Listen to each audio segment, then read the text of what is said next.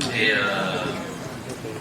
on profite aussi, on sort un petit peu du sujet, mais il y a des sujets des fois plus importants que d'autres. Présenter mes condoléances à notre ancien président de fédération, M. Daïd. Il y en a qui me connaissent, peut-être il y en a qui ne me connaissent pas. Aussi apporter, comme nous tous, le soutien à nos frères, notre peuple aussi, palestinien, précisément à Gaza. Rabbi Rahman, les Shuhada, Rabbi Shifa, tous les blessés, Rabbi Nasara, la victoire, que les choses se règlent plus rapidement. Allah, c'est tout le mal que je souhaite pour ceux qui veulent épouser cette carrière-là. Pourquoi pas, on s'en rappellera dans 5 ans, 10 ans, je ne sais pas. Donc, moi, je vais vous donner certains points généraux sur lesquels tout éducateur, tout entraîneur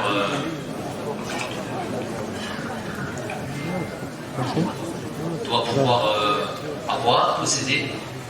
Et ensuite, je vais vous donner ma vision du travail, mes idées. Je vais être quand même assez vaste. Et mon chemin, finalement, puisque, comme je vous ai dit, il n'y a pas de science exacte pour chaque entraîneur, de outil pour chaque entraîneur, mais chacun mènera dans sa carrière sa patte par rapport à son expérience, par rapport à son feeling, par rapport à sa vision qu'il peut avoir du football. Et c'est ça qui fera que vous serez un entraîneur. Nous sommes arrivés avec mon staff et moi-même dans une équipe nationale d'Algérie. J'ai obligé de revenir sur un contexte pour expliquer un petit peu l'évolution des choses, où nous étions évidemment en difficulté. Nous étions au classement FIFA, CAF, Zone Afrique, 14e classement CAF. Je vous invite à aller vérifier cette information plus tard, septembre 2018. 14e au classement CAF. Imaginez-vous juste quelles peuvent être les 13 équipes au-dessus de nous en Afrique. On enlève le Maroc, la Tunisie, le Sénégal, l'Égypte. Il y en a 4-5 et ensuite on tombe très vite dans des équipes un peu moins connues du continent pour sa qualité de football. Donc ça veut dire qu'on était très loin. Donc ça voulait dire qu'on n'était pas dans les meilleures conditions. Suite à ça aussi, il y a le 2014 qui est un point culminant de l'équipe nationale, puisqu'on a eu notre meilleur résultat sportif du monde. On est passé au second tour de cette Coupe du Monde, au 8e de finale, avec notre coach Vaïd Alilozik. Et depuis 2014 à 2018, donc la date de mon arrivée, nous avions eu 1, 2, 3, 4, 5, 6 coachs. 6 coachs en 6 ans, 6 sélectionneurs nationaux en 4 ans. Vous comprendrez que c'est énorme. C'est beaucoup d'instabilité. C'est beaucoup aussi d'échecs, parce que si on change d'entraîneur, c'est qu'on sait qu'il y a dans une situation d'échec la plupart du temps. Quand vous voyez 6 entraîneurs en 4 ans, moi je suis là déjà depuis 5 ans et demi. Donc vous comprenez que ça fait beaucoup. Donc on se pose des questions, est-ce que on n'a pas de victoire, on a du mal à gagner en dehors de l'Algérie depuis, je pense, plus de 3 ans. En 2018, j'arrive 3 ans auparavant, pendant 3 années, nous ne ramenons pas de points en dehors de l'Algérie, ce qui est vraiment problématique si on aspire à avoir des résultats et gagner des trophées. Loin de cette longue liste de coachs dont je viens de vous citer, les 6 coachs, que ce soit Vaïd Alilozik, Gourcuff,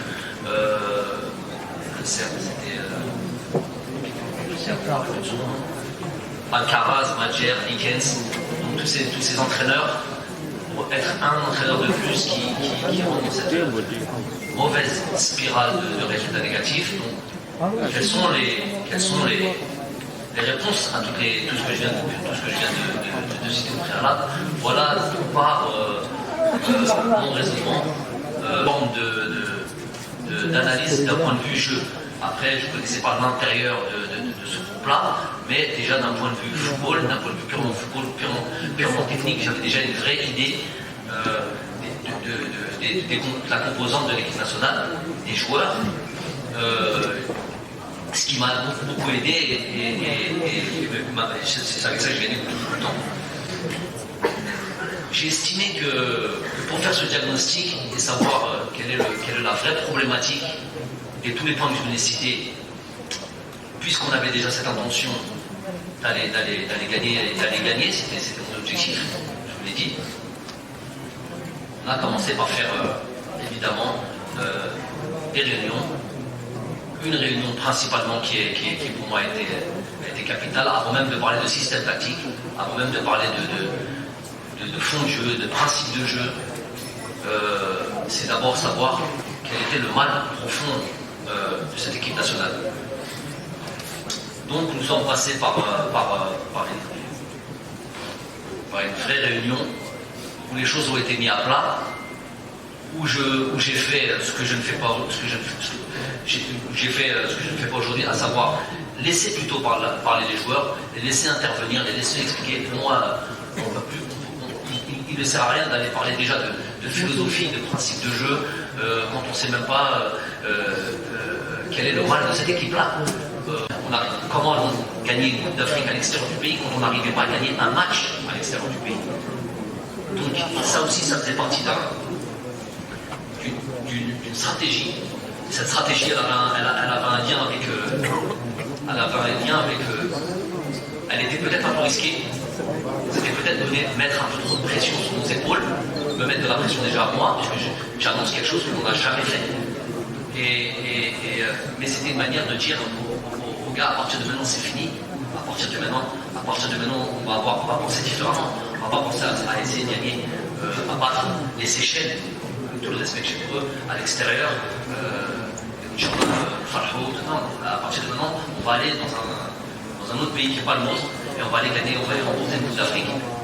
Aujourd'hui, j'ai la prétention de pouvoir parler comme ça peut paraître prétentieux, mais c'est ce qu'on a annoncé au moment où on était 14e au classement CAF. À ma première conférence de presse, je vous invite à aller là, Donc instaurer cette culture de la victoire, mettre ça dans les mentalités, mettre ça dans les états d'esprit, et dire qu'à partir de maintenant ça va être autre chose. Chaque match va être pris avec le maximum d'investissement, de concentration à tous les niveaux. Alors il y a ceux qui ont compris ce message, pas de souci avec ça. Mais en tout cas, je peux d'ores et déjà vous dire que la préparation n'a pas été la même, n'a pas du tout été la même. Donc la préparation a été un élément essentiel. La planification des conditions de vie aussi, de ce qu'on allait trouver en Égypte, a été aussi la clé.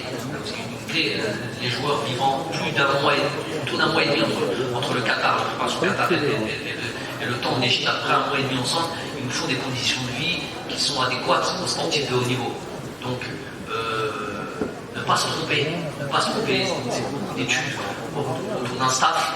Tout le monde, c'est pour ça le résultat. Aujourd'hui, je viens parler d'un résultat que tout un groupe, joueurs, staff technique, staff médical, staff administratif, donc je suis juste leur représentant, je ne suis pas le principal. On est beaucoup à avoir travaillé dans le truc, donc il y a eu cet aspect logistique qui a été aussi très important. Dans ce deuxième match, la Guinée équatoriale, et puis on était dans cette idée de 35 matchs sans perdre. 5 jours plus tôt, on met 3-0 au Ghana, à Doha, et on vient faire un match avec tous les respects pour toutes les nations. On vient faire 0-0 contre le Sierra Leone, donc on n'était pas bien. Donc l'idée de bien démarrer un tournoi est essentielle et on en a beaucoup discuté. Et donc on l'a bien fait en 2019, on l'a moins bien fait en 2021. C'est pas qu'une question de... Mais il y a un adversaire en face. Donc là, moi, je retrouve l'Angola, par exemple, sur la prochaine Coupe d'Afrique. On sait qu'il faut absolument bien démarrer. Quand tu es lancé comme ça, psychologiquement, il y a quelque chose qui se déverrouille. Vas-y, c'est bon.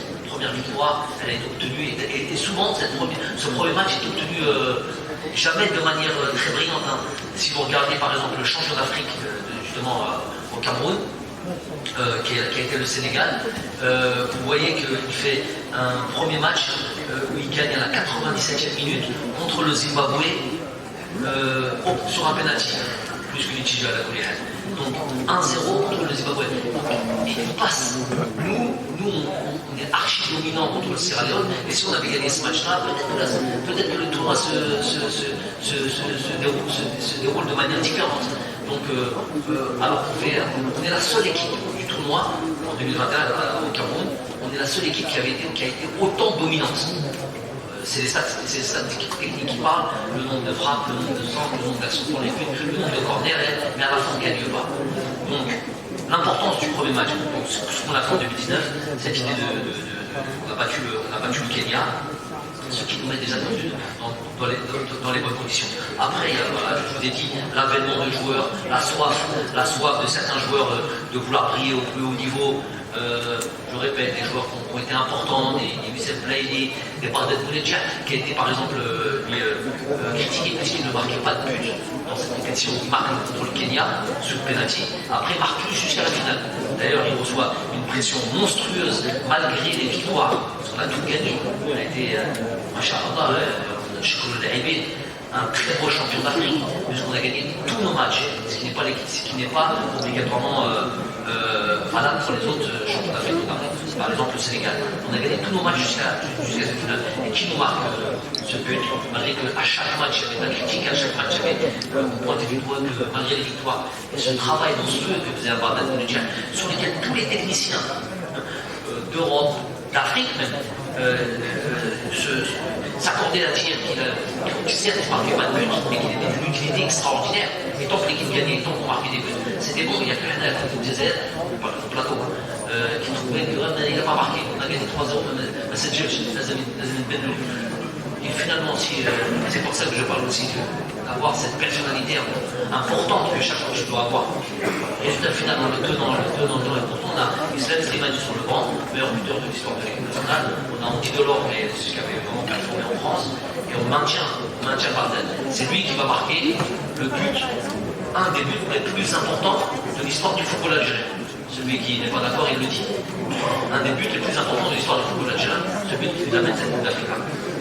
Donc, il y a aussi donc, pour répondre à la question, l'avènement de ces joueurs-là qui avaient faim, qui avaient envie de se montrer, qui pour une fois se sont sentis, je ne sais pas comment dire, pas respectés, investis, ou ils se sont sentis qu'on leur donnait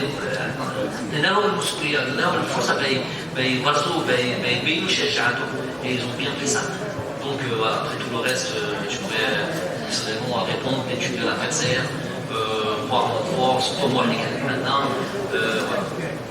Ils étaient dans un football très direct, ce qu'on appelait à l'époque kick and rush, des longs ballons, des déviations, et c'est plus trop ça maintenant. Mais plus ou moins, le profil du joueur algérien, c'est un joueur, si on voulait le définir, c'est un joueur qui est habile techniquement, qui a cette capacité à jouer dans les petits espaces, qui aime,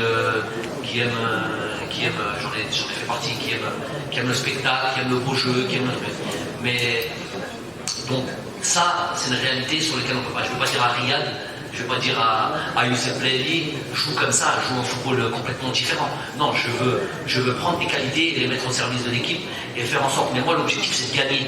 Moi, ce que je veux, c'est gagner. Donc, est-ce qu'on a beaucoup gagné? Je parle de titres.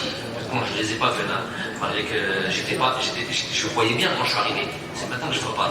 Mais ça, quand je suis arrivé, j'ai regardé la vitrine. J'ai pas vu de titre à l'intérieur. J'ai pas vu beaucoup à la fédération. Je les répète souvent ça. Donc, on a, et je vous l'ai dit, de gagner, d'être le premier, d'être l'équipe la première, d'être au-dessus de tout le monde. C'est pas donné à tout le monde. C'est pour ça qu'on a aussi peu gagné. Mais j'ai pas vu ça. Donc, est-ce que ce football, ce profil de footballeur que l'on a, à savoir ce jeu technique, ce jeu fait de passes courtes, de créativité, un peu de spectacle, qu'est-ce qui nous a ramené in fine? Il nous a ramené des émotions. Franchement, quand on a vu 82, nos fameux joueurs battre l'Allemagne, Farahna sur plusieurs matchs, sur des générations. Farahna, voilà, qu'est-ce qui nous a donné comme titre? Donc ça dépend de ce que l'on veut avoir.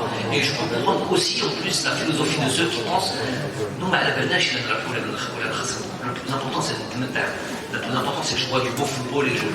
Bon, moi, je suis un peu dans ça, mais je suis aussi beaucoup dans je peux gagner. Donc il a fallu.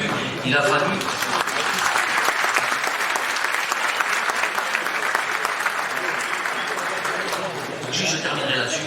Il a fallu donc un peu modifier, adapter les caractéristiques de nos joueurs à ce qui fait, ce qui nous amène à... Alors par exemple, si on est, comme je vous l'ai dit, nos profils de joueurs, c'est plus sur l'aspect technique et va peut-être avoir plus de verticalité, plus de, peut-être des fois de jeu direct. Je vous donne plus fort dans les transitions. Là, on avait l'habitude de caresser le ballon, de garder Powell, tout ça, toutes ces équipes, elles se remettent en place. Donc, non, être plus rapide, être fort dans des attaques rapides, dans des transitions. Je vous donne des images comme ça. Je ne sais pas si vous vous rappelez, pour ceux qui se rappellent, sur cette CAN 2019, c'est ça. Un des buts qu'on marque contre la Guinée, je crois le troisième but, le but d'Eden Ness, c'est un ballon récupéré bas, assez bas. Il y a un travail qui se fait peut-être entre Riyad et sur très peu de passes et sur une situation où on est déjà nous en situation de gagner de 0, je pense. Je pense qu'on gagnait de 0, donc on était un peu bas, donc on avait pu trop faire le jeu, il restait plus beaucoup de temps, on était un peu bas, on récupère le ballon. Sur 3 passes, Youssef Attal en situation de centre, avec Adam Monas qui fait une course de l'extrême gauche vers l'axe avec un centre qui finit. Donc sur 4-5 passes, on arrive comme ça. Donc cette capacité à se projeter vers l'avant, c'est quelque chose qui est essentiel aussi. C'est un truc sur lequel on ne pouvait pas, si à ce moment-là, il y a des Dabaha, il fait 3 passes dans le jambe, il y a un Youssef, il a tout, il n'y a pas de but, il n'y a pas de but. Donc voilà, c'est des éléments qui ont fait que sur lesquels on a dû travailler sur nos plans de jeu aussi pour pouvoir vaincre.